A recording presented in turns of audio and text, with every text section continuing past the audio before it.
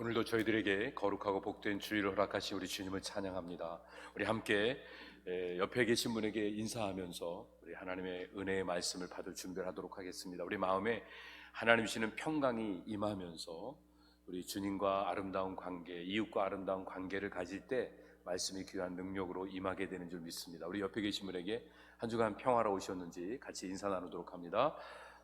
반갑습니다. 하나님의 은혜 가운데 한 주간도 여러분들의 삶에 하나님의 놀라운 역사하심이 임한 줄로 믿습니다. 우리가 이렇게 인생을 살아가면서 경험해 보지 못한 것들을 경험할 때마다 당황스럽고 또 여러 가지 또 안타까운 마음을 갖게 되는데, 그럴 때 우리가 의지하는 게 무엇인가를 우리 자신이 확인할 수 있게 됩니다. 여러분, 이 팬데믹 때문에 잃어버린 것들이 참 많죠. 여러 가지 많은 상황을 경제적으로 손실을 보는 분들, 또 혹은 여러 가지 관계 속에서 불편을 겪는 분들, 또 신체적으로 여러 가지 고통을 당하시는 많은 분들이 있어요. 그런데 이 속에서 이런 것들을 잃어버림으로 인해서 우리가 정말 얻는 게 뭐냐 하면요, 내가 지금까지 의지하고 살았던 것이 무엇인가를 확인할 수 있게 됩니다. 경제적으로 손해를 보니까 못 살겠다, 막 너무너무 힘들다 그러면, 내가 하나님을 의지하고 살아왔다고 하지만 내가 물질을 의지하는 면이 많았구나, 내가 사람들하고 교제하지 못하니까 너무 답답하고 너무 힘들어갖고 막 짜증이 나고 그런다 그러면, 내가 정말 하나님 중심으로 하나님과의 깊은 교제하는 것보다도 이 사람들과의 관계를 더, 사람들을 의식하며 살아왔던 이런 연약한 부분들이 나에게 많이 있었구나 하는 이런 것들을 깨닫게 됩니다. 그래서 이런 팬데믹 상황은요, 우리를 더 온전케 하고 우리를 더 순수하게 하시는 하나님의 은혜라고 하는 사실을 믿음으로 바라보게 만드는 하나님의 은혜의 통로가 되도록 만들어야 됩니다. 여러분, 바람이 막 불 때 바람 부는 거를 막을 수는 없습니다. 바람이 동해에서 서로 붑니다. 그럼 그것을, 바람을 방향을 바꿔놓을 수가 없어요. 그럼에도 불구하고 내가 원하는 방향으로 배를 띄워서 갈 수가 있습니다. 뭘 통해서요? 돛을 통해서. 돛을 어느 방향으로 어떻게 돌리냐에 따라서 바람 부는 방향과 관계없이 내가 가고 싶은 방향으로 내 목적지를 향해서 달려갈 수 있게 되는 것입니다. 마찬가지로요, 팬데믹 때문에 모든 것들이 다 힘들고 어려워졌지만 그럼에도 불구하고 우리가 이 속에서 온전히 하나님을 신뢰하는 믿음으로 순수한 삶을 살아갈 수 있도록 하나님의 복을 누릴 수 있습니다. 이런 차원에서 우리 이제 3월달, 6월달 성찬 예식 하지 못하고 그냥 지나오면서 너무너무 안타까웠는데요, 그런데 이제 9월달에 드디어 이제 우리가 성찬 예식을 거행할 수 있게 됐습니다. 오랜만에 하는 예식이기 때문에 여러 가지 감격도 있고 또 설렘도 있지만 또 사실은 또 불편함도 생기게 됩니다. 이런 모든 것들이 다 합력해 선을 이루어 갈 수 있도록 우리 마음이 하나님을 향하는 믿음을 갖는 게 필요합니다. 하나님을 사랑하는 자, 그 뜻대로 부르심을 입은 자들, 그런 삶을 사는 자들에게 주시는 축복과 능력이 무엇이죠? 모든 게 합력해 선을 이루는 겁니다. 그러니까 가만히 있으면 모든 게 다 저절로 잘 되어지고 좋은 쪽으로 해결되어지는 그런 방향으로 간다는 이런 의미가 아니고요, 우리가 하나님을 사랑하는 마음을 가지고 행하면 실수한 것 같은데 더 좋아지고, 이게 더 어그러진 것 같은데 더 풍성해지면서 온전해지는 역사가 일어나는 겁니다. 그러니까 우리가 지금 이 삶의 자리에서 해야 되는 제일 중요한 게 뭐냐면, 나는 정말 하나님 사랑하는가, 그리고 정말 하나님의 뜻에 맞게 부르심 받은 삶을 내가 살아가고 있는가, 이 부분들을 점검하는 게 필요합니다. 그러면 지금 현실이 끝이 아니니까요, 이걸 지나고 나면 우리는 승리할 수 있게 되고, 우리가 현실적으로 당하는 어려움들이 오히려 더 우리의 삶을 넓혀서 그릇을 크게 만들어서 더 많은 복을 누릴 수 있게 하니까, 우리의 삶의 방향과 목표가 달라진 상황 속에서는요, 우리에게 주어진 복이 많은 다른 사람들에게 나누어지는 그 삶의 축복과 은혜의 통로가 되어지게 되니까, 우리가 잘 될수록 세상은 더 아름다워지고 하나님의 영광이 드러나게 되는 겁니다. 그런데 만약에 우리가 바뀌어지지 않고 세상에 썩어질 거 사랑하고 그리고 엉뚱하게 내 의지와 욕심과 고집을 내세우며 삶을 살아가면 합력의 선을 못 이루게 됩니다.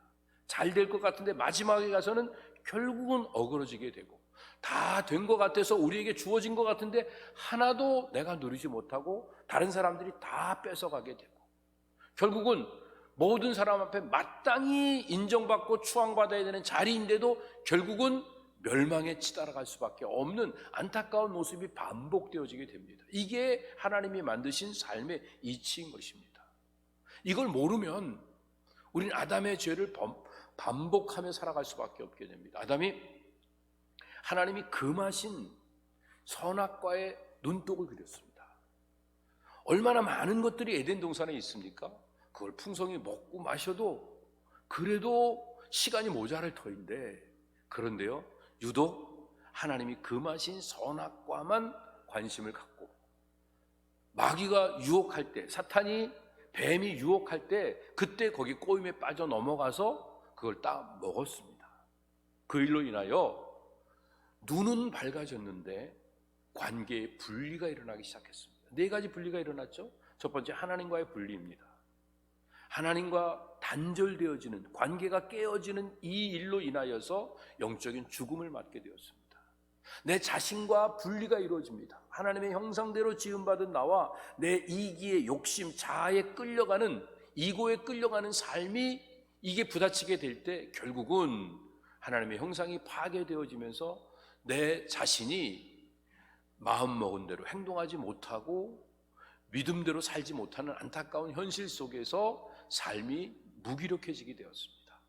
더 나아가서 이웃과의 단절을 초래합니다.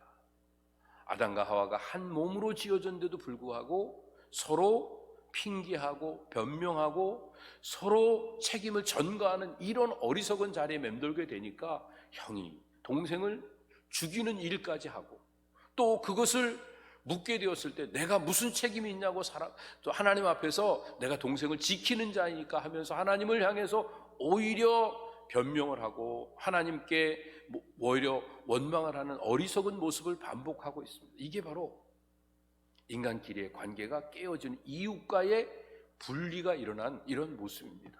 근데 여기서 끝나지 않고요, 우리의 죄는요, 자연과의 관계 속에서도 분리를 초월하게 되었습니다.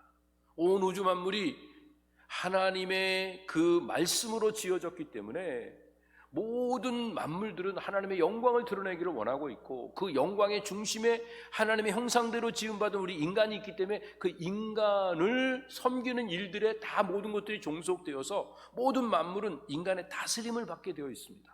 그런데 이제는 만물들이 인간을 괴롭히기 시작합니다. 자연이 인간을 침해하고, 그러니까 인간은 자연의 피해를 입지 않으려고 더 자연을 많이 망가뜨리고, 그러면서 이 관계가 어그러져서 오늘날 이런 팬데믹도 일어나고, 오늘날 홍수와 대지진과 또 지구의 여러 가지 변동과 여러 가지 기후의 변화들이 많이 일어나고 있는 그 이유가 바로 자연과의 관계가 깨어졌기 때문에 나타나는 현상입니다. 이런 차원에서 인류는 끊임없이 하나됨을 위해서 노력해 왔습니다. 얼마나 많은 노력들을 했냐 하면요, 모든 역사들이 하나됨을 추구하는 역사였다고 봐도 과언이 아닙니다. 그러나 그 하나되는 방법이 자기의 의지였고 힘이었고, 내가 힘을 가져서 다른 사람을 지배함으로 하나를 이루어야 된다고 하는 것입니다. 그 히틀러가 독일 민족의 우수성을 강조하면서 온 인류가 독일의 지배를 받아야 인류가 행복해질 수 있다고 이 슬로건을 내세우니까 유대인들을 학살하는 일들을 조금 더 주저하지 않고 유대인들을 갖다가 다 그렇게 많은 600만이나 넘는 사람들을 죽이고도 양심의 가책을 받지 않는 사람들이 생겨났던 것입니다. 인류의 역사를 보면요, 아수르가 제국을 만들어서 온 인류를 행복하게 만들려고 했지만 실패했습니다. 그래서 바벨론이, 메데와 파사가 결국은 다 실패하고 맙니다. 그런데 이 모든 것들이 문화적 차이 때문에 그렇다, 언어의 차이 때문에 그렇다고 생각해서 헬라에서는요, 이것을 문화적 통일, 헬레니즘으로 문화를 통일하고 언어로, 코인의 헬라어로 또 언어를 통일해서 온 인류를 다스리려고 시도를 했습니다. 어느 정도 통일이 된 것 같습니다. 알렉산더가 자기 아들들을 통해서 많은 그 세상의 그 일들을 정복을 해나갑니다. 그러나 거기도 문제가 생기기 시작합니다. 그래서 결국 로마가 일어나고 헬라는 망하게 되어졌죠. 로마는 그 문제가 각자에게 고난이 주어지지 않고 각자의 고난을 무시했기 때문이라고 생각하고 다 속박국들의 고난을 주오고 또 원로원들이 다 함께 의논하면서 또 모든 것들을 다 이끌어 가니까 잘 이루어지는 것 같습니다. 다른 어떤 제국들보다 더 오랫동안 유지되는 것 같았는데 동로마, 서로마 그리고 신성로마 제국까지 다 모든 것들이 많은 기간을 거쳐서 올바른 정치를 하지 못하고 많은 피해를 주었고 그리고 인류 문명을 역행하는 이런 일들을 행했던 것입니다. 그런가 하면 오스만 제국이라든지 더 나아가서 근대에는 이 소비에트 유니온, 이 소련 연방이 그 많은 세계의 사람들을 갖다가 물결에 휩싸이게 만들어갖고 공산주의로 세상을 바꿔놓은 것 같이 그렇게 흘러가고 있었지만 이제 공산주의가 멸망하고 또 소비에트 연합이 다 망가지고 말지 않았습니까? 이런 차원에서 역사를 보면요, 모든 사람들이 하나됨을 추구했는데 다 실패합니다. 지금도 많은 사람들이 어떤 모습이라든지 이 자본주의 캐피탈리즘을 가지고서 사람들이 뭐 또 시도를 하고 있습니다. 그러나 그것도 온전하지 않을 겁니다. 그러나 이미 주님께서는 우리를 하나로 만들어 주셨습니다. 그 예수님께서 인류를 하나로 만드신 방법이 무엇이냐면 권력이 아니라 자기 희생이셨습니다. 자기를 십자가에 못 박아 죽이면서 인류를 위해서 물과 피를 다 내어주셨기 때문에 결국은 그 일로 인하여 온 인류를 하나로 만드시는 이런 일들을 하실 수 있었습니다. 여기에 신비한 비밀이 있습니다. 세상이 알지 못하는 비밀이 뭐냐 하면요, 힘이 아니라 사랑으로 인류를 하나 되게 만든다고 하는 것입니다. 아직도 인류는, 아니 그리스도인들까지도 will to power, 내가 힘을 가져야 세상을 다스릴 수 있다고 생각을 합니다. 그러나 주님은 여전히 우리에게 will to love, 사랑함으로 인하여서 온전한 힘과 능력을 가지고 하나됨을 이룰 수 있다고 분명히 우리에게 말씀하고 계신 것입니다. 이 하나됨을 위한 사랑의 희생으로 주님은 자기를 내어주셨습니다. 이 사실을 믿음으로 받아들이고 예수 그리스도를 마음에 모시면, 그러면 예수님이 나를 위해 십자가에 죽으신 그 사실을 믿음으로 고백하는 그 순간에 주님이 우리 안에, 우리가 주님 안에 함께 거하는 한 몸이 되는 이 신비함을 통해서 우리는 놀라운 능력으로 이 세상을 다스리는 역할을 회복해 나갈 수 있게 되는 것입니다. 근데 우리가 아직도 예수님을 믿는다고 하면서 하나됨을 상실한 채 살아가고 무기력함을 맴돌고 살고 있다고 하면 그 이유가 무엇일까요?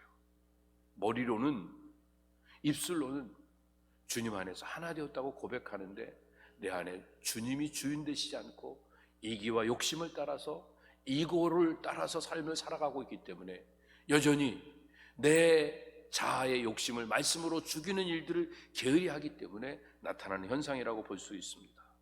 성도가 그리스도 안에서 하나됨을 상실하게 되면 나타나는 현상이 무엇이냐 하면 우리 주님 앞에서 나를 희생하면서 빛으로 드러나는 일이 아니라 누가 큰가, 누가 더 높은가, 누가 더 많이 가졌는가, 이것들을 자랑하는, 비교 경쟁하는 자리에 떨어지게 됩니다. 물질은요, 물질이 보이는 현상이 보이지 않는 본질로 바뀌어질 때 나타나는 게 빛입니다. 물건이 태워지면 그것이 태울 때 이렇게 빛으로 나타나고 그 다음에 이제 그게 재가 돼서 없어지게 되죠. 근데 모든 것들이 다 희생되어질 때 육안으로 보이는 빛으로도 나타나지만 우리의 삶이 희생되어지고 온전하게 드려지는 그 순간에 이 세상에 보이지 않는 빛으로 드러나게 되는 겁니다. 그런 삶을 주님이 우리에게 요구하고 계신데 교회가 이 하나님과 하나됨으로 자신을 십자가에 못 박는 일들을 행하지 않고 그냥 흘러 가게 되면 십자가에 죽는 사람들은 다 무시하게 되고 다 사람들 앞에 다 멸시를 받게 되고, 그리고 사람들 앞에서 뭔가 힘을 자랑하는 사람들만 인정받게 되니까 교회가 하는 일이 결국 무슨 일을 하게 되냐면 모여갖고 누가 더 힘을 가졌는가, 누가 더 유력한가, 누가 더 지혜로운가. 그래서 지혜로운 사람 말, 힘 있는 사람 말, 그리고 권력 있는 사람 말을 따라서 움직이게 되니까 결국은 이 세상과 비교했을 때, 세상과 비교하면서 이 공중 권세 잡은 그 마귀가 도와주는 이 세상 사람들이 더 많은 물질과 더 많은 지혜와 더 많은 능력들을 갖고 있으니까 결국에 가서는 질 수밖에 없게 되는 겁니다. 그러나 우리가 십자가의 능력으로 정말 우리를 불태워서 이 세상의 빛을 드러내는 자리에서 우리의 삶의 역할을 한다고 하면 우리는 나도 모르게 어느덧 우리 하나님의 은혜 속에서 하나님의 형상을 드러내는 삶을 살게 됩니다. 이런 사람을 그리스도인, 크리스찬이라고 이야기하는 겁니다. 원래 크리스찬의 의미가 뭐죠? 작은 그리스도, 꼬마 그리스도라는 의미입니다. 우리가 움직일 때 예수님을 볼 수 있게 만드는 겁니다. 우리가 움직이지만 우리 안에 계신 예수님이 드러날 수 있도록 우리가 희생되어질 수 있는 이 삶을 살아가도록 주님이 우리에게 명하신 일이 무엇이냐? 살과 피를 먹고 마시며 나를 기념하라고 주님이 말씀하셨던 것입니다. 오늘 이 성찬식에서 우리 모두가 다 떡을 떼고 잔을 마시면서 우리 주님의 마음을 갖고 살기를 간절히 사모했으면 좋겠습니다. 이 땅을 차지하는 자 누구입니까? 사모하는 자입니다. 그래서 성경은 구하고 찾고 두드리라. 그러면 하나님이 응답하신다고 말씀하십니다. 이건 뭐 기도하면 응답하신다 이거보다 우리 마음에 사모하는 마음을 갖는 겁니다. 그리고 하나님 나라를 꿈꾸는 겁니다. 그게 무엇입니까? 약속을 붙잡고 믿음으로 신실하게 삶을 살아가는 것입니다. 이 일을 위해서 하나님이 우리에게 이 성찬 예식을 허락하셨습니다. 일반적으로요, 우리 몸은요, 뭘 먹어야지만 생명이 유지됩니다. 근데 먹을 때 뭘 먹어요? 죽은 거 먹어요. 여러분, 산 거 먹는다고, 그 뭐라 그러죠? 낙지, 그거? 산낙지. 꿈틀꿈틀하는 그거 먹으니까 난 산 거 먹는다. 그렇지만 살아있으면 안 되잖아요. 그렇죠? 우리 몸에 살아있는 건 그 기생충.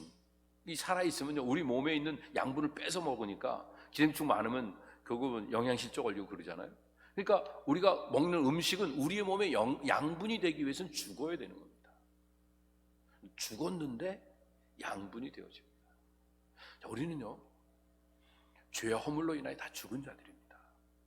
서로 모여서 이렇게 뭔가를 함께 하면 서로 피해를 줄 수밖에 없는 사람입니다. 그런데요, 그리스도 안에서 그리스도의 보혈의 능력을 덧입어서 우리가 죽음의 길을 걸어가면 죽은 그 모습이 다른 사람을 살리는 일들로 쓰임받게 됩니다. 내 성격은 못됐어요. 그런데 함께 해 나가는 그 과정 속에서 우리가 급하고 괴팍한 내 성격 때문에 하나님의 일이 더 온전하고 아름답게 되어지는 역사가 나타날 수 있게 되는 것입니다. 그래서 서로에게 전혀 도움이 안 되는 인격과 상태에 있는 사람인데도 불구하고 그리스도 안에서 함께 모여 먹고 마시는 일들을 함으로 말미암아 이 죽은 것 같은 나에게 거룩함과 진실함과 순전함이 피어오르는 이런 놀라운 복을 누릴 수 있게 됩니다. 이게 바로 생명의 신비입니다. 이 생명의 신비가 이 성찬 예식을 통해서 우리에게 이루어지게 됩니다. 우리 몸은 너무너무 신비합니다. 너무너무 아름답습니다. 왜냐하면요, 이 몸이 주님 안에 거하게 될 때 나도 모르게 치유의 역사, 회복의 역사, 온전해지는 역사가 일어나게 되니까 가장 미련한 자가 가장 지혜로운 말을 할 수 있고요, 가장 연약한 자가 가장 능력 있는 일들을 행할 수 있고요, 가장 겁이 많은 자가 가장 담대하게 용기 있는 삶을 살아갈 수 있는 이런 놀라운 은혜를 가질 수 있게 되는 겁니다. 이 일을 위해서 주님께서는요, 유월절 예식이 아닌 이 성만찬 예식을 제정해서 우리에게 명하고 계신 겁니다. 더 이상 구약의 유월절 예식을 행하지 않도록 하기 위해서 주님께서 오늘 본문 속에서 계속 말씀하십니다. 고난을 받기 전에 너희와 함께 이 유월절 먹기를 원하고 원했다. 그리고 이 유월절이 하나님 나라에 이르기까지 다시 먹지 않을 것이다. 이게 유월절은 이제 폐해지는 겁니다. 그리고 이 유월절을 먹으면서 예수님께서 다시 새로운 예식을 제정해 주십니다. 그 새로운 예식이 바로 성만찬 예식입니다. 그 성만찬 예식을 행하시면서 먼저 떡을 떼어 주시게 되는 겁니다. 19절에 있는 말씀 볼게요. 떡을 가져 살해하시고 떼어 저에게 주시며 가라사대 이것은 너희를 위하여 주는 내 몸이라 이를 행하여 나를 기념하라 하시고 19절에 있는 말씀입니다. 떡을 가져 살해하셨다. 이것은 떡을 들고 하나님께 감사기도를 하신 겁니다. 그리고 이건 너희를 위해서 주는 내 몸이다. 어떻게 떡이 몸입니까? 우리 주님이 자신의 몸을 우리를 위해서 주시는 것을 눈으로 보게 해주신 것입니다. 여기에는 두 가지 의미가 있습니다. 육은 떡을 먹어야 생명이 유지됩니다. 그렇다고 하면 영은요, 하나님의 말씀을 먹어야 생명이 유지됩니다. 그럼 우리가 영의 사람이 되려고 하면 생명의 떡이신 예수님의 말씀을 먹어야 됩니다. 그 말씀의 의미가 뭐냐 하면 떡을 먹으면서 떡만 먹으면 육만 키우는 건데 떡을 먹으면서 예수님을 생각하면 우리 영혼이 자라난다는 겁니다. 그래서 예수님 말씀하실 때 뭐라 그랬죠? 나를 기념하라. Remember me. 그냥 기억하라는 의미가 아닙니다. 그 기억을 넘어서 우리 주님을 기념하는 것입니다. 우리 주님을 생각하는 것입니다.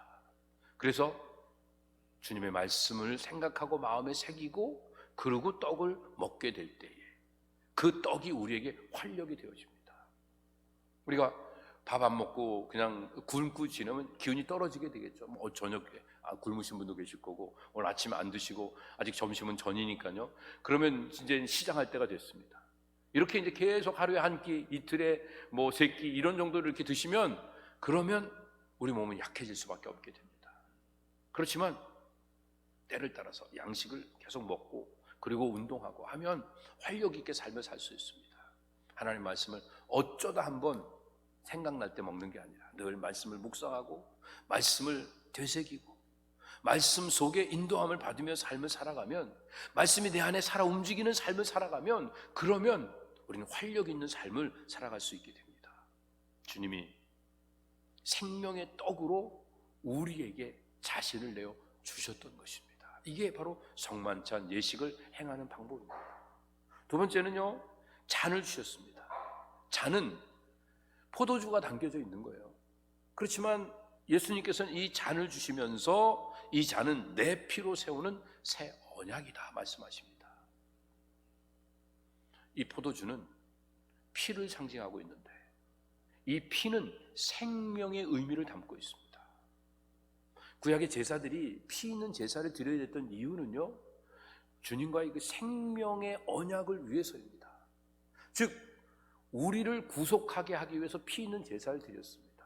피 있는 제사를 드릴 때 먼저 동물에다가 안수해서 죄를 전가시키고 그 다음에 동물을 잡으면 동물 잡는 소리 때문에 자기 마음이 이상하지 않습니까? 그걸 보면서 비참하고 안타깝고 그런 마음이 내가 죄를 안 졌으면 저 동물이 안 죽어도 되는데 이런 생각을 할 수 있게 되지 않겠습니까? 그러면 그 안타까운 마음 때문에 회개의 마음이 들게 됩니다. 그래서 회개하는 그 마음을 가지고 하나님 앞에 나아가게 됩니다. 그런데 거기에 또 소제라는 게 있죠. 소제는 가루를 빻아드립니다. 피가 없이 제사를 드리지만 그냥 가루를 빻아드리거나 가루를 빻아서 또 반죽을 해드리거나 기름으로 반죽해서 드리거나 아니면 거기다 향을 부어서 드리거나, 사실은 돈 없는 사람만 드리는 게 아니라 향을 부으면 그게 더 향이 더 비싸니까 고깃값보다 더 많이 나갑니다. 그렇지만 그거를 통해서 우리 자신이 빠져야 되고 희생되어져야 되고 우리 자신이 형체가 없어져야 되는 그 모습을 거기서 또 연결시킬 수 있기 때문에 소제도 필요했던 것입니다. 그래서 하나님께서는 이 제사를 통해서 우리에게 피 있는 제사의 모습으로 속죄의 언약을 우리에게 보여주시는 겁니다. 동물에게 전가되어서 우리의 죄가 사해지듯이 예수 그리스도의 보혈로 우리가 온전히 깨끗함을 얻을 수 있다. 이것은 그냥 하나님의 약속이다. 그러니까 하나님의 그 약속을 신뢰하는 자들이 속죄함을 누린다는 겁니다. 그 말은 예수님이 나 대신 십자가에 못 박혀 돌아가셨다는 사실을 믿음으로 받아들이는 순간에 내 모든 죄를 깨끗이 사해 주시는 하나님의 은혜 속에서 자유함을 누릴 수 있게 되는 것입니다. 이 일을 위해서 또 20절에서 뭐라고 말씀하시죠? 저녁 먹은 후에 잔도 이와 같이 하여 가라사대 이 잔은 내 피로 세우는 새 언약이니 곧 너희를 위하여 붓는 것이라. 아낌없이 다 부으신 그 피, 그거를 어떻게 하라고요? 이와 같이 하여. 이와 같이는 19절에서 뭐라 그러셨죠? 너희를 위하여 주는 데면 이를 행하여 나를 기념하라. 이것을 행해서 예수님을 기념하는 그 일들을 주님이 명하신 겁니다. 뭘 통해서도요? 잔을 통해서도. 그래서 잔을 마시면서 그냥 마시면 아무 능력이 안 나타나는데 예수님을 기념하면서 마시면 그러면 속죄의 능력을 여기서 누릴 수 있게 되는 것입니다. 그런데 제자들 중에는요, 특별히 가룟 유다는 예수님과 함께 떡그릇에 손을 놓고 함께 잔을 나눠 마셨음에도 불구하고 예수님을 생각하지 않고 예수님의 마음을 느끼지 않고 그대로 그냥 자기 생각 속에서 먹고 마시고 즐겼기 때문에 결국은 예수님을 팔아먹는 자리, 예수님을 배반하는 자리에 떨어지고 말았던 이런 모습을 보게 됩니다. 오늘 우리도 이 귀한 성만찬 예식에 참여해서 의미 없이 먹고 마시면 오히려 주님에게 더 멀어질 수 있습니다. 사도 바울은 그래서 이거 그냥 아무 생각 없이 이 일을 했다가 병든 자도 있고 죽는 자도 적지 않다고 이렇게 말하고 있습니다. 그 말은요, 뭐 엄포하려고 하는 그런 의미가 아니라 의미 없이 먹는다고 하면 우리가 도대체 이거를 의미 없이 먹어야 될 이유가 없다는 겁니다. 이 떡을 먹고 잔을 마시면서 주님을 기억하는 일들이 필요합니다.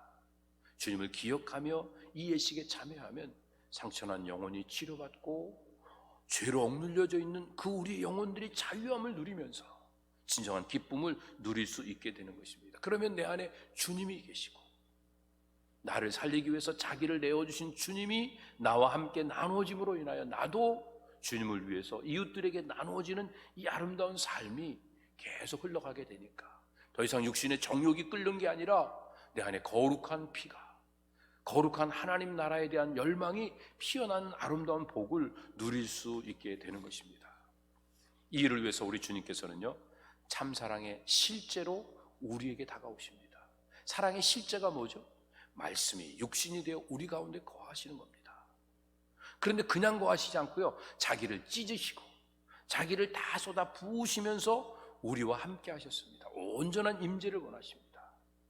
우리가 오늘 이 주님이 자기를 찢으시고 다 부어주신 그 임재를 통해서 하나 된 사실을 깨달았다고 하면 우리도 희생하며 이웃들에게 우리 자신을 나누어가는 일들이 필요합니다. 이사야의 고백처럼 그가 찔림은 우리의 허물을 인하며 그가 상함은 우리의 죄악을 인함이라. 징계를 그가 받았기 때문에 우리가 평화를 누렸고 그가 채찍에 맞았기 때문에 우리가 다 고침을 받고 깨끗이 나음을 입게 되었다. 우리는 그냥 놔두면 다 양 같아갖고 각기 제 길로 가다가 멸망할 수밖에 없지만 하나님께서 우리의 모든 이 잘못된 것들을 다 우리 주님께 다 담당시키신 것처럼 그 주님의 피를 먹고 그 살을 먹고 그 피를 마시는 자들마다 이제는 우리가 희생되어서 우리를 바라보고 사람들이 구원 얻을 수 있도록 우리를 통해 역사하신다는 것을 알려주고 계십니다. 세상에 있는 음식은 두 가지 종류입니다. 살려고 먹는데 죽는 음식, 죽으려고 먹는데 사는 음식. 음식의 종류가 다른 게 아니라 음식을 먹는 마음가짐에 따라서 달라지게 됩니다.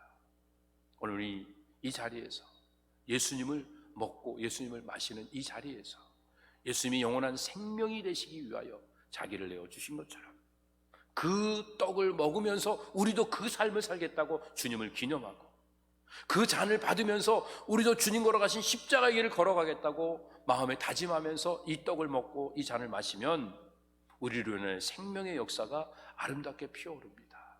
이제는 보는 게 달라지고 생각하는 게 달라지고 특별히 먹는 것도 달라져야 됩니다. 누에가 꼬치를 만들기 위해서는요, 뽕나무 먹으면 됐지만 나비로 날아다닐 때는요, 꿀 먹으며 사는 겁니다. 육신만 갖고 인생을 살아갈 땐 그냥 빵만 먹으면 됐지만, 떡만 먹고 밥만 먹으면 됐지만, 그러나 이제는요, 영혼을 갖고 살기 때문에 하나님의 말씀을 사모하며 사는 겁니다. 주님 말씀하시고 나는 하늘로서 내려온 산떡이니 사람이 이 떡을 먹으면 영생하리라. 나의 줄 떡은 곧 세상의 생명을 위한 내 살이로라. 이 살을, 예수님의 살을 상징하는 떡을 먹으면서 우리가 예수님을 기억하게 될 때 우리는 영생의 복을 누릴 수 있는 것입니다. 길이요 진리요 생명 되시는 주님의 그 놀라운 복을 누리기 위하여 주님과 하나 되는 자리가 바로 이 성만찬 예식을 행하는 자리입니다. 이 자리에 믿음으로 참여하면 우리가 겸손한 사람으로 변화되어질 수 있습니다. 주님은 우리를 변화시키기 위해서 기꺼이 자기를 내어주셨습니다. 우리의 변화를 기다리고 계십니다. 오늘 믿음으로 이 귀한 예식에 참여해서 주님이 우리 안에, 우리가 주님 안에 거하여 하나됨을 이루어가는 복된 역사를 만들어 갔으면 좋겠습니다. 이 신비로운 연합을 이루는 그 일들은요, 눈에 보이는 것 이상입니다. 그냥 먹는 거 이상을 먹는 겁니다. 듣는 거 이상을 듣는 겁니다. 보는 거 이상을 보는 겁니다. 그게 바로 믿음인 것입니다. 그러기 위해서 우리가 하나님 말씀을 연결해서 살펴봅니다. 이 성만찬 예식은 유월절과 연결되어 있습니다. 유월절 예식을 그치시고 성만찬 예식을 주신 겁니다. 그럼 유월절 예식에서 행했던 정신을 그대로 받아서 성만찬 예식을 그대로 행할 수 있어야 됩니다. 이 유월절 예식을 행할 때 네 가지 모습을 가졌었죠. 첫 번째는 과거를 회상했습니다. 애굽에 있을 때 얼마나 고생했습니까? 그 고생이 잘 생각이 안 나갔고요. 이스라엘 백성들이 유월절 지킬 때 뭐 했었죠? 쓴 나무를 일부러 먹었습니다. 그러니까 쓰죠. 아, 쓰다. 그래, 애굽에 살 때 이렇게 썼지. 그런데 오늘 지금 이렇게 편안하게 사니까 얼마나 감사한지. 주여 감사합니다. 감사의 찬양을 드리는 겁니다. 두 번째는 등불을 들고 집안을 살피면서 누룩을 제거했습니다. 혹시 구석에 있는 것들을 못 꺼낼까 봐 막대기 들고 막 헤쳐보고 그랬습니다. 작은 거 하나라도 내 안에 죄악이 남아있는지 하나님의 말씀에 등불을 비춰서 나를 살펴보고 하나씩 하나씩 회개하며 주님 앞에 나아가는 일들이 필요합니다. 또 세 번째는 양고기를 잡아갔고요, 혼자 먹지 않고 주변에 있는 나그네들, 또 혼자 사는 사람들, 또 뭐 부모 없이 있는 아이들 다 불러다가 함께 먹었습니다. 왜냐하면 남기면 안 됩니다. 남기면 패스 오버가 되지 않습니다. 남김없이 다 먹어야 우리의 죄가 다 패스 오버되고 하나님의 은혜가 임하게 되기 때문에, 마찬가지로 나 혼자 살면 은혜가 아닙니다. 복이 아닙니다. 하나님이 주신 은혜 속에서 함께 하기 위하여 주변을 살펴봐야 됩니다. 오늘 이 자리에 계셔야 되는 분들 중에 누군가가 없다고 하면 몸이 불편한지 믿음이 약한지 행여나 여러 가지 어려운 상황에 있는지 돌아보면서 우리가 그들을 위해 기도하고 함께 할 수 있는 이런 마음을 갖는 일들이 필요합니다. 마지막 네 번째는 서서 띠를 띠고 지팡이를 짚고 급하게 먹었다고 말합니다. 왜? 앞을 향해 전진하기 위해서. 그래서 유대인들은요, 유월절 예식을 거행할 때 빈자리를 만들어 놓고 이게 메시아가 오셔서 앉을 자리라고 했습니다. 메시아를 고대한다는 말입니다. 오늘 우리가 이 귀한 예식에 참여하면서 주님이 다시 오시는 주님의 재림을 고대하면서 내 주님이 언제 오시렵니까 하는 그런 마음으로, 주님 빨리 오시기를 바라는 마음으로 땅끝까지 복음을 증거하고 이 일을 위해서 우리의 가진 것들을 아낌없이 쏟아 부으며 살겠다고 하는 이 결단을 하는 일들이 필요한 것입니다. 오늘 이런 마음을 가지고 과거를 돌아보며 감사하시고 자신을 살피며 회개하시고 주변을 돌아보며 사랑을 나누시고 미래를 내다보면서 주님 다시 오실 그날을 맞이할 준비를 하는 이런 마음을 가지고 성찬 예식에 참여하는 우리 모두가 다 되었으면 좋겠습니다. 우리 기도함으로 우리 이 귀한 예식에 함께 참여할 수 있는 준비를 하도록 하겠습니다. 여러분, 기도하시면서 우리 마음에 있는 생각들 다시 한번 정리하기 바랍니다. 죄로 죽을 수밖에 없던 우리가 예수님의 피로 용서받은 거 기억하면 뭘 용서 못하겠습니까? 우리가 주기도문을 통해서도 늘 얘기하죠. 오늘 이 예식에 참여하기 전에 우리가 우리에게 죄 지은 자를 사하여 준 것 같이 우리 죄를 용서해 주시옵소서. 누군가를 용서하지 못한다고 하면 사실은요, 그 사람이 내 인생을 주관하는 거니까 왜 그런 사람에게 내 인생을 맡겨버리고 그 인생이 나를 마음대로 하도록 내가 거기에 끌려다녀야 됩니까? 그럴 이유가 없지 않습니까? 주님 앞에 용서를 하는 겁니다. 주님, 내가 먼저 용서합니다. 나를 용서해 주시옵소서. 행여나 마음의 욕심 때문에 언제나 1등하고 싶고 비교하고 그래서 열등의식을 갖거나 우월의식을 갖는 이런 삶을 살고 있다고 하면 어떤 사람이든지 존중하면서 겸손하게 삶을 영위나갈 수 있도록 은혜를 달라고 기도하시기 바랍니다. 그리고 자기를 살핀 후에 이 예식에 참여하라고 말씀하신 그 내용을 기억하면서 혹시 우리 마음에 죄가 남아있지 않은지 그 사실을 여러분들 간절한 마음으로 주님 앞에 자백하면서 회개하면서 믿음으로 나아가기 원합니다. 함께 기도하시며 나가도록 하겠습니다. 기도하시겠습니다.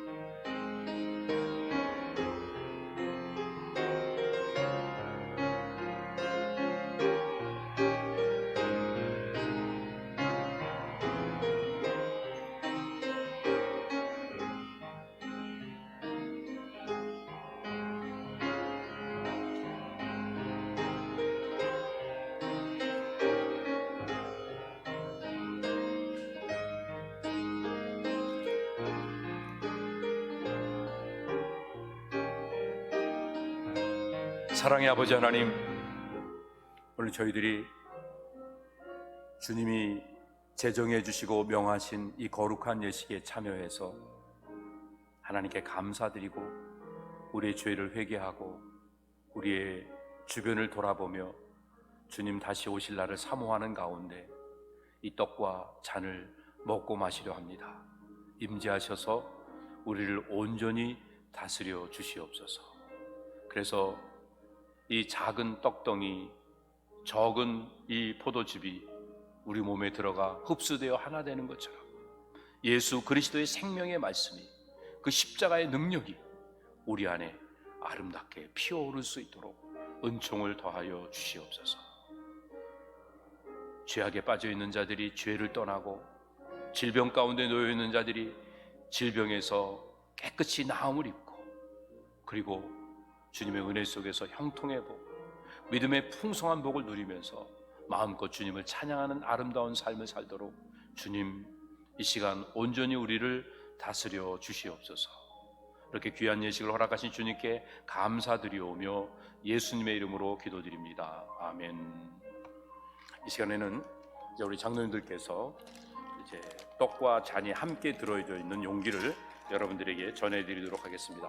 혹시 여러분 인터넷으로 같이 예배를 드리면서 성찬 용품을 미리 받으신 분들은요, 이 봉투에 들어있는 것들을 꺼내시면 되겠습니다. 이 안에서요 이렇게 하나를 꺼내시고요, 꺼내셔서 이쪽에 보면 이 붉은색이 밑으로 내려갈 수 있게 해주시고, 그리고 우리 흰색이 위로 올라갈 수 있게 해서 이렇게 손으로 들어주시기 바랍니다. 예, 떡을 받으시는 분들, 떡과 잔이 들어있는 용기를 받으시는 분들은 이것을 손으로 들어주시고 또 다른 지시가 있을 때까지 그대로 계시면 되겠습니다. 혼자 먼저 드지 마시고 우리 기도한 다음에 함께 드시도록 하겠습니다. 혹시 성찬 용품을 받지 못하시고 집에서 예배를 드리시면서 그냥 계신 분들은 기도하는 마음으로 이렇게 참여해 주시면 그 놀라운 은혜가 또 함께 임하게 될 줄로 믿습니다. 여러분 혹시 준비 못하셨더라도 또 그 자리 떠나지 마시고 함께 계속해서 기도하는 마음으로 준비해 주시기 바랍니다. 자, 그러시면 이런 상태에서 포도즙이 밑으로 내려간 상태에서 위에 있는 뚜껑을 여는 그 일을 하도록 하겠습니다. 그래서 요 위에 있는 뚜껑을 여는 일을 합니다. 그래서 여는데요, 위로 이렇게 올려오기보다 옆으로 이렇게 당겨 주시면 이렇게 열어지게 됩니다. 자, 이게 위에 떡이 보일 겁니다. 그러면 이 상태에서 제가 기도드리고 난 다음에 함께 드시도록 하겠습니다. 내가 너희에게 전한 것은 주께 받은 것이니 곧 주 예수께서 잡히시던 밤에 떡을 가지사 축사하시고 떼어 가라사대 이것은 너희를 위하는 내 몸이니 이것을 향하여 나를 기념하라 하시고, 사랑의 아버지 하나님, 우리 주님이 우리를 얼마나 사랑하시는지 주님의 십자가를 바라보며 다시 한번 저희들 기억합니다. Remember me, 나를 기념하라고 말씀하신 그 뜻에 따라서 이 떡을 들고 주님을 기념합니다. 주님이 왜 죽으셔야 됐는지, 주님의 죽으심으로 나에게 어떤 놀라운 은혜와 능력이 나타났는지 다시 한번 기억하면서 주님 가신 그 길을 믿음으로 가기를 원합니다. 이렇게 떡이 우리 몸에 들어가서 우리와 하나 되듯이 하나님의 생명의 떡이신 예수 그리스도의 말씀이 우리의 몸에 하나 되어서 그 말씀대로 순종하여서 주님 가신 그 길을 걸어가고 이 땅에 주님의 사랑을 펼쳐나가는 역할을 잘 감당할 수 있도록 하나님 은혜를 더하여 주시옵소서. 이 귀한 떡을 허락하시기 위하여 십자가에 몸버려 자신을 내어주신 우리 주님의 그 놀라운 은혜에 다시 한번 감격하고 감사하며 예수님의 이름으로 기도드립니다. 아멘. 믿음으로 받아 먹도록 하겠습니다. 마스크를 내리시고 이제 받아십니다.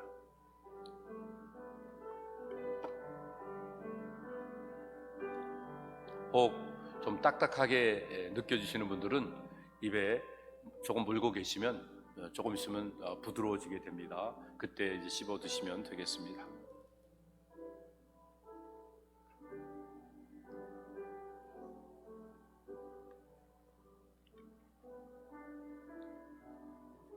세례를 받으셨는데 아직 꼭 잔을 받지 못한 분이 계시면 손을 들어 표해 주시기 바랍니다.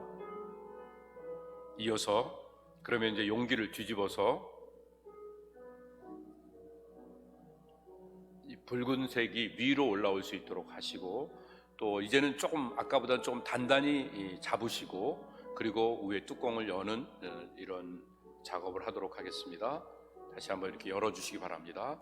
천천히 열어주시는데 위로 당기지 마시고 옆으로 이렇게 편히 하시고 끝까지 열으셔도 되고 중간쯤 이렇게 놓으셔도 괜찮습니다.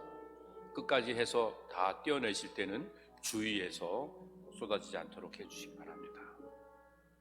준비하셨으면 기도하고 드시도록 합니다.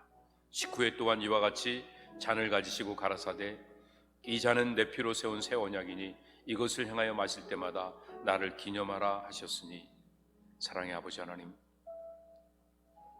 얼마나 놀라운 은혜인지 사랑인지 다시 한번 그 사랑 그 은혜 기억하면서 감사하고 감격하며 이 잔을 받습니다.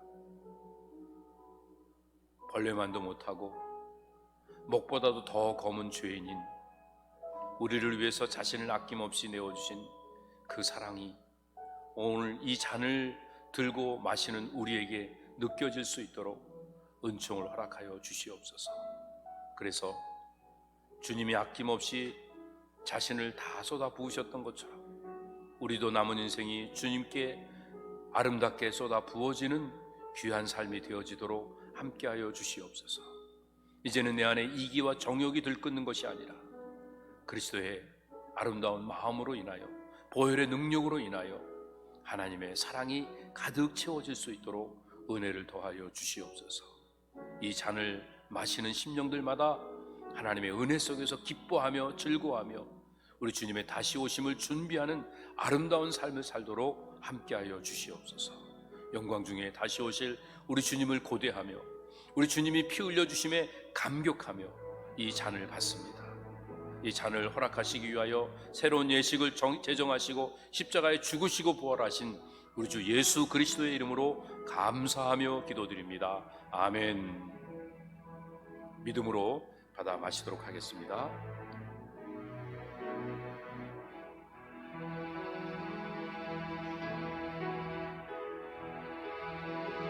이제 떡과 잔을 먹고 마신 우리 모두가 믿음을 가지고 하나님 앞에 기도하기를 원합니다.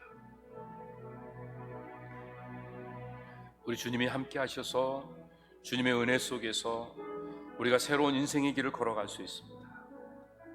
이제 우리 마스크 다시 끼우시고요, 우리 주님 앞에 간절한 마음으로 기도하는 시간 같습니다. 주님, 이제는 내 안에 이기와 정욕이 들끓는 삶이 아니라 보혈의 능력으로 새로워지는 삶을 살기를 간절히 소원합니다. 하나님 역사하여 주시옵소서. 내 안에 있는 모든 죄악들이 끊어지고 온전히 주님을 기쁘시게 하는 아름다운 주의 영광이 드러나는 삶을 살도록 함께하여 주시옵소서. 육신의 연약함과 질병의 고통 가운데 해방받을 수 있도록 우리의 연약함을 주님 고쳐 주시옵소서. 주님 죄에서 해방시켜 주시옵소서. 문제로부터 자유로워질 수 있도록 함께하여 주시옵소서. 여러분, 고민하고 있는 것이 무엇입니까? 우리 인생을 누르고 있는 것이 무엇입니까? 모든 짐을 여호와께 맡기라고 말씀하십니다.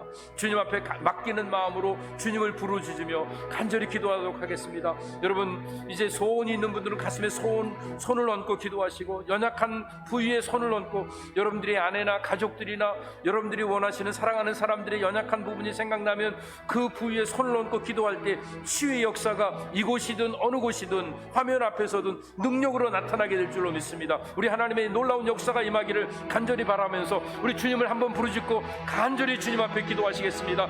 주여, 우리를 불쌍히 여겨 주시옵소서. 우리에게 은혜를 허락하여 주시옵소서. 오늘도 하나님 앞에 나와서 주의 거룩한 예식을 행하면서 하나님의 말씀을 통해서 새로워지기를 원합니다. 하나님 동행하여 주시옵기를 원합니다. 이 보혈의 능력으로 우리가 깨끗함을 잊기를 간절히 소원합니다. 하나님 함께하여 주시옵기를 원합니다. 질병이 떠나가게 하여 주시옵소서. 마음속에 죄악들이 사라지게 하여 주시옵소서.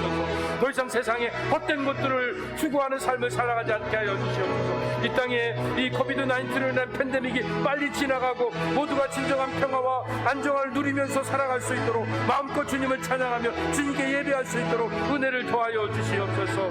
여러 가지 사업적으로 경제적으로 어려운 분들, 막혀있는 모든 것들이 풀어질 수 있게 하여 주시오.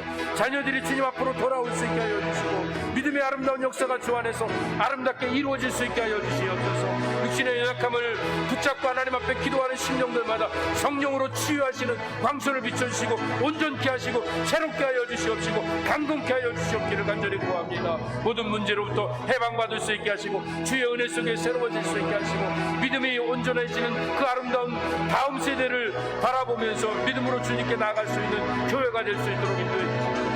우리나라와 민족을 불쌍히 여겨주시어서 분단되어 있는 이 일을 통해서 하나님의 영광이 드러날 수 있도록 하시고 이 자리에 하나님의 임재가 나타날 수 있도록 하나님 도와주시옵소서. 우리가 살고 있는 미국 땅을 축복하여 주셔서 이제 아름다운 일들이 형통하게 이루어질 수 있게 하시고 하나님이 기뻐하시는 이제 하나님의 사람이 세워질 수 있게 하시고 하나님의 뜻대로 하나님의 일들을 감당하는 주의 백성들이 일어날 수 있는 아름다운 역사가 있게 하시고 미국 땅이 다시 한번 진정한 부흥을 일으켜서 세계 만방의 복음을 증거하는 국가로서 쓰임받을 수 있도록 은혜를 도와해 주시고 우리 교회를 주님 다시 한번 부흥케 하시고 하나님의 은혜 속에서 새롭게 하여 주셔서 땅끝까지 복음을 증거하는 일들에 온 성도들이 헌신하며 믿음으로 하나 되어지는 역사가 나타날 수 있도록 은혜를 도와여 주시옵소서. 연약한 자들 강건케 하시고 모자란 자들 풍성케 하시고 믿음에 굳건하게 서게 하시고 하나님의 은혜 속에서 날마다 새로워져서 우리가 모일 때마다 천국을 경험하고 우리가 흩어질 때마다 주의 복음을 담대히 증거하는 아름다운 교회의 역할들을 감당해 나갈 수 있도록 다시 한번 세워주시옵소서. 이 거룩한 예식을 다시 거행할 수 있도록 은혜 주신 주님 영광 받아 주시옵소서. 임재하여 주시어서 하나님 우리를 아름답게 변화시키고 사용하여 주시옵소서. 자비하신 아버지 하나님 감사합니다. 하나님의 은혜 속에서 이 귀한 예식 거행하게 하시니 감사합니다. 믿음으로 저희들이 떡과 잔을 먹고 마셨습니다. 주님 가슴에 손을 얹고 기도하는 심령마다 그 소원이 하나님의 소원과 하나 될 수 있도록 역사하여 주시옵소서. 그래서 응답받고 믿음으로 승리하는 귀한 삶을 살게 하여 주시옵소서. 육신의 연약한 자들, 연약한 부에 손을 얹고 간구하였습니다. 치료의 광선으로 함께해 주신 줄로 믿습니다. 깨끗이 나음을 입고 건강한 모습으로 주를 위해 살게 하여 주시옵소서. 이제 다음 세대를 살리는 교회가 되기를 원합니다. 이 세상이 점점 어두워져 가고 썩어져 간다고 한탄하고 있는데 우리가 하나님의 미랄이 되어 썩어짐으로 말미암아 다음 세대가 살아나고 미국 땅이 살아나고 우리 조국이 살아나고 세계 열방에 하나님 나라가 세워지는 역사가 나타날 수 있도록 교회를 세워 주시옵소서. 다시 한번 우리를 부흥케 하시고 우리를 사용하여 주시옵소서. 더 나아가서 미국 땅에 하나님의 나라가 세워져서 정말 땅끝까지 복음을 증거하는 일들을 다시 감당할 수 있는 미국으로 재건되어질 수 있도록 역사하여 주시옵소서. 우리 조국 대한민국에 하나님의 긍휼과 자비가 임하기를 원합니다. 우리의 소망이 하나님께 있음을 다시 한번 바라보고 그리스도의 계절이, 그리스도의 왕국이 온전히 세워지는 나라가 될 수 있도록 함께하여 주시옵소서. 더 나아가서 지금도 고통 가운데 신음하고 있는 제3세계의 많은 죽어가는 사람들이 주의 복음을 들을 수 있도록 땅끝까지 복음을 증거하는 자들에게 담대한 믿음을 주시고 교회들이 일어나 열방을 섬기는 일들에 더 앞장설 수 있도록 어려운 시기지만 우리의 믿음을 더욱 돈독케 하여 주시옵소서. 믿음으로 주님을 바라보고 주님의 나라를 꿈꾸며 나가는 자리마다 합력해 선을 이루는 역사가 반드시 일어나게 될 줄로 믿습니다. 우리를 허명하시고 우리를 사용하여 주시고 우리를 통해 영광받아 주시옵소서. 예수님의 이름으로 감사하며 기도드립니다. 아멘. 자리에 일어나셔서 찬양 올려드립니다.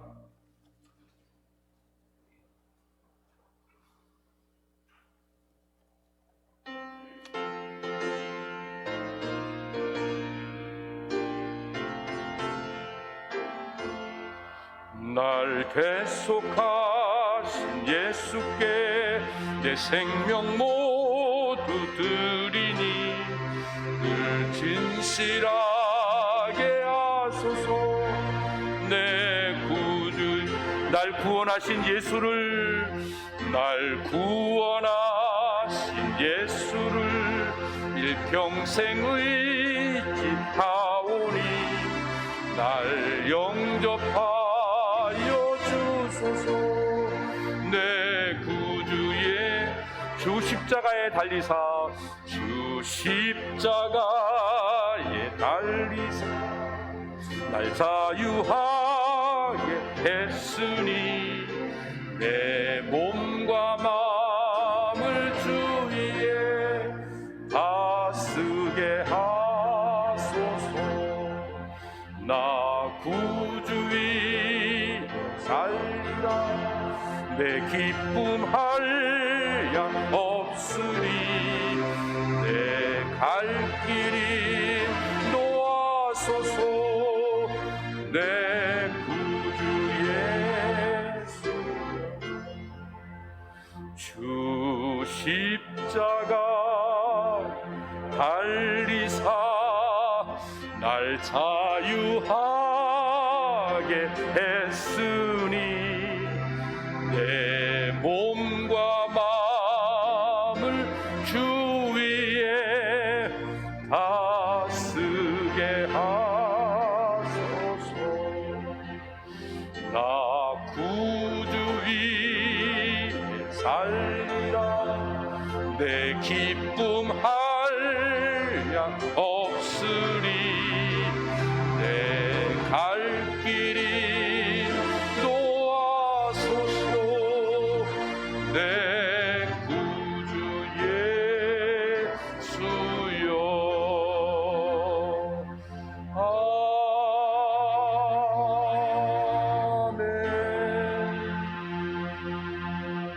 이제는 우리 주 예수 그리스도의 은혜와 아버지 하나님의 영원 무한하신 사랑하심과 성령님의 감화 감동 교통 인도 새롭게 변화시켜 주시는 놀라운 역사하심이 귀한 성만찬 예식에 참여하여 우리 주님께서 아낌없이 우리를 살리시기 위해 자신을 십자가에 내어주신 그 사실을 기념하기 위해 떡을 먹고 잔을 마시면서 이 떡과 잔이 우리 몸에 들어가서 하나 된 것처럼 이제는 그리스도의 말씀과 내가 하나 되어서 내 자신은 죽고 하나님의 말씀만이 온전히 육신이 되어 이 땅에 드러나는 삶의 자리에 우리가 쓰임받기를 간절히 열망하면서 우리 시간도 물질도 재능도 주님 앞에 기쁨으로 드리는 발걸음 한 걸음을 한 걸음을 주님께 옮겨가기를 간절히 소원하는 주의 백성들 머리머리 위에 저들의 가정과 산업 위에 온 교회 위에 이제로부터 영원토록 함께 있을지어다. 아멘.